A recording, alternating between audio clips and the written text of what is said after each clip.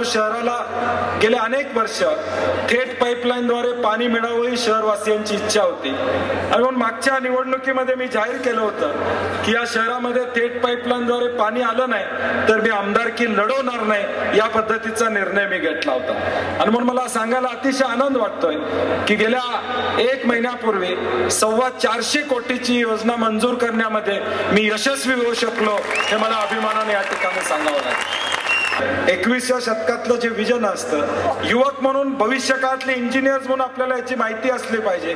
हा Mumbai to Bangalore industrial corridor, हा मुंबई, सातारा, पुणे, कराड, कोल्हापूर, हुबळी, धारवाड, बेळगाव ते बेंगलोर पर्यंत या सगळ्या पट्ट्याचं इंडस्ट्रियल डेव्हलपमेंट या कॉरिडॉर मध्ये या ठिकाणी होणार आहे। याचा फायदा काय तर या शहरांच्या 100 ते 150 किलोमीटर दोन्ही बाजूला इंडस्ट्रियल डेव्हलपमेंट होणार आहे। 1 लाख कोटीची इन्व्हेस्टमेंट येणाऱ्या 10 वर्षामध्ये होऊन 25 लाख जॉब्स क्रिएट या ठिकाणी होणार आहे।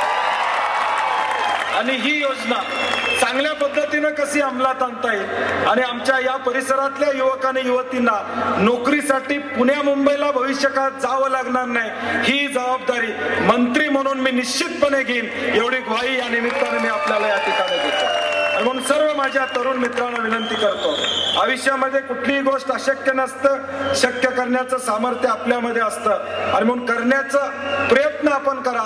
काही अडचणी येऊ देत, पुढे जाण्याचा प्रयत्न करा। आणि सर्व मुला मुलींना जाता जाता एक शेर, आताच एक SMS आला, तो शेर वाचून दाखवतो आणि भाषण संपवतो।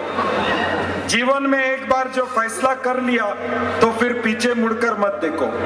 जीवन में एक बार जो फैसला कर लिया तो फिर पीछे मुड़कर मत देखो, क्योंकि पलट पलट कर देखने वाले इतिहास नहीं बनाते। पलट पलट कर देखने वाले इतिहास नहीं बनाते।